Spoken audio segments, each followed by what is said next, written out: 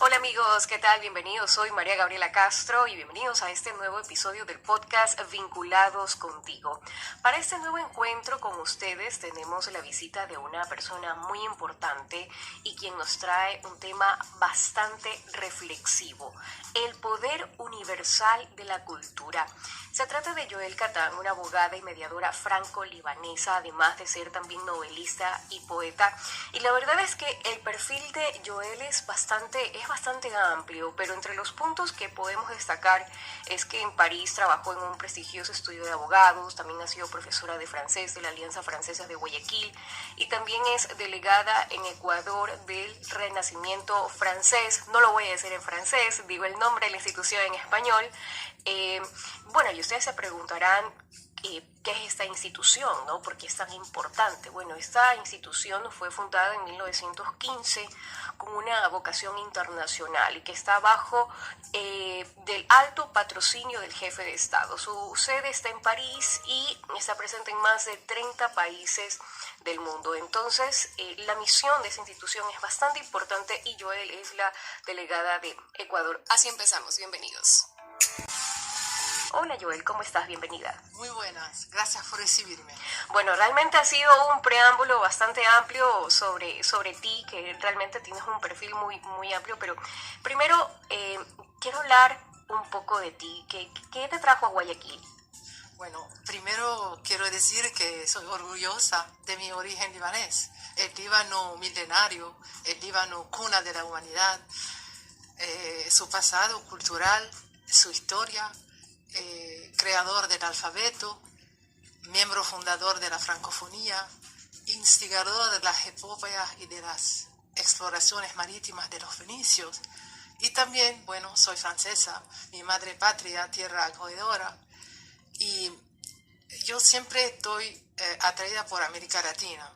Entonces, es por eso, para mí representa más allá de una curiosidad intelectual o un impulso, digamos, aventurero, representa para mí un imán, es de objeto hierro magnético. Y Ecuador es mi tierra querida, caliente, un país intercultural, multinacional, 4 mundos en un solo país, Así ¿verdad? es. La costa, los Andes, Galápagos y el la Oriente. Amazonía, sí, correcto. Entonces, ¿Hace cuánto tiempo llegaste acá a Ecuador?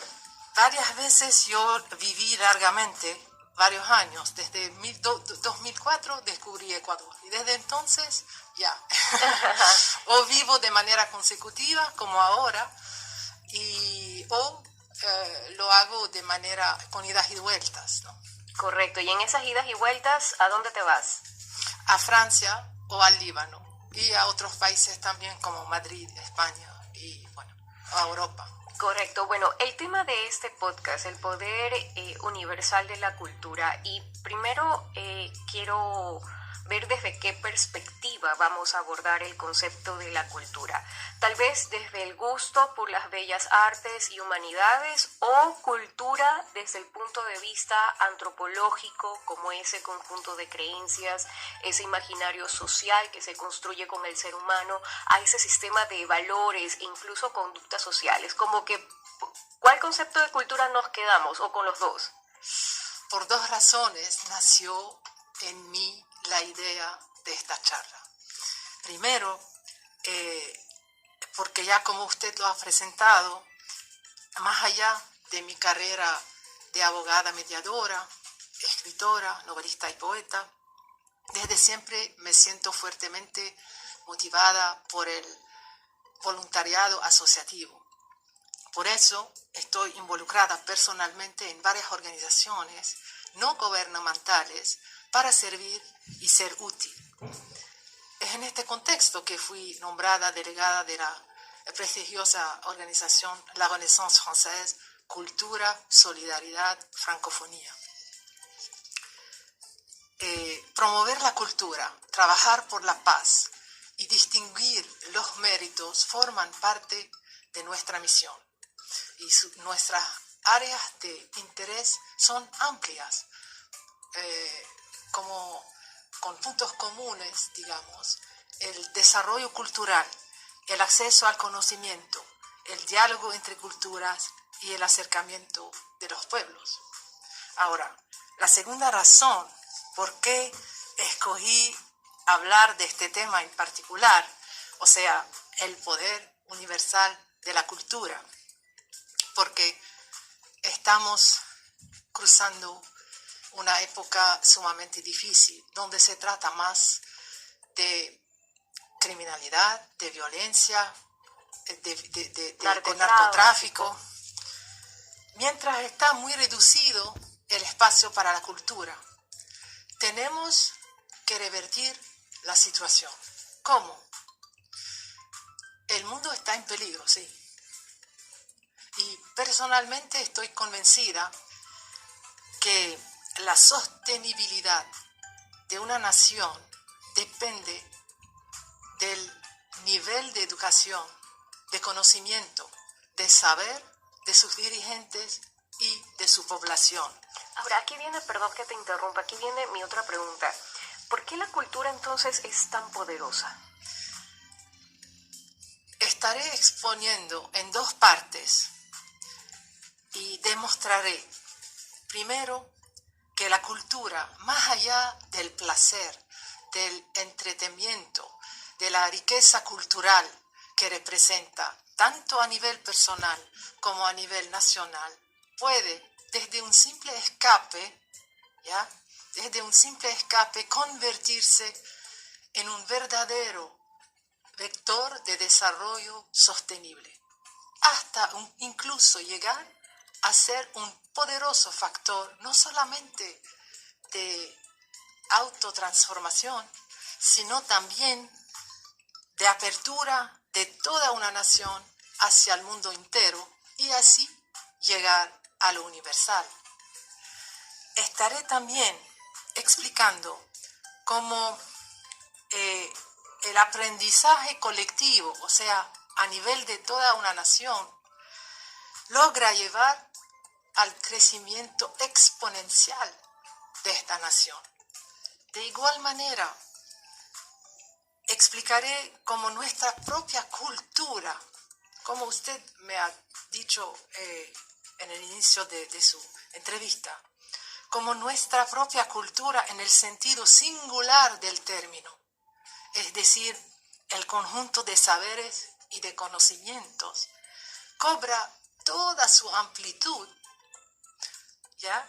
Cuando termina incluyendo a múltiples otras culturas en sentido plural, o sea, el conjunto de valores, creencias, tradiciones, costumbres que caracterizan a todo un pueblo y llegar así a lo universal. ¿Cómo el acceso a la cultura, si abordamos a la cultura desde las bellas artes, por ejemplo, ¿no? Ya el tema de la cultura como un tema de élite, creo que ya es un concepto que ya hace varios años, por no decir décadas, ya no tenemos asociado cultura y élite, porque ahora la cultura se expresa en todos los estratos socioeconómicos, pero igual cómo acercar las culturas a aquellas personas que están más alejadas. Y soy muy concreta, o sea, por ejemplo, a una persona que simplemente no tenga un celular, que tenga acceso a internet y que no pueda ver en Google, no sé, aprender sobre determinado tema. ¿Qué podemos hablar sobre el acceso a la cultura? ¿Cómo acercamos la cultura a los demás? Hay que fomentar dos cambios, del lado de la población y de los gobiernos. La cultura no es un castigo. De igual manera, los gobiernos deben garantizar un presupuesto anual suficiente a la educación y a la cultura, facilitar el acceso a la educación a lo más vulnerable, no solo al nivel básico, ¿no? Pero mucho más, y hacer que también la enseñanza sea más atractiva. Claro, porque es muy difícil acercar también ese tipo de contenidos, porque esto es en doble vía, ¿no? Si acercamos la cultura, pero que también eso tenga una buena recepción, porque si eso no tiene una buena acogida, el mensaje finalmente no llega. ¿Cómo podemos hacer más atractiva esa enseñanza de la cultura? Ustedes, periodistas, en mi opinión, pueden ayudar mucho en este tema, porque al final nada como la cultura reemplaza la emancipación de los ciudadanos para poder pensar libremente, para poder también definir en qué consiste el bien común. Perfecto. Ahora para ir cerrando este podcast muy interesante que hemos dialogado hoy con Joel Catán sobre el poder universal de la cultura, ya también a manera de mensaje final, ¿no?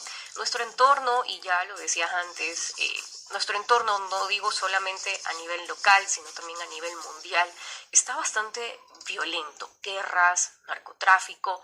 ¿Cómo la cultura puede ayudar a revertir eso y ser una herramienta de paz? Sí, porque también trabajamos por la paz. Presentaré entonces también en segunda parte de mi charla la cultura como resistencia.